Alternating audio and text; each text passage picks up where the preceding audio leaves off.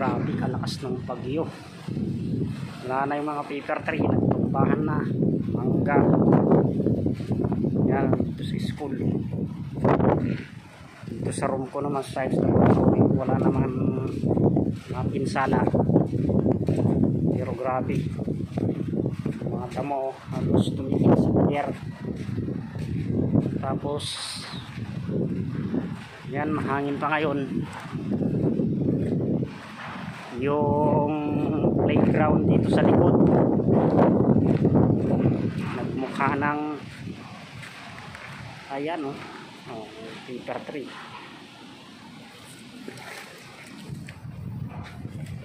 Nagmukha na siyang parang swimming pool na, parang lawa. Tubig, hindi pa bumababa yung tubig niya. Ayan, pinsala na lang gusto. Grabe malalaking mga paper tree nito. Pero ginong pa lang niya. Ayan nabali. Nabali-bali na ng gusto.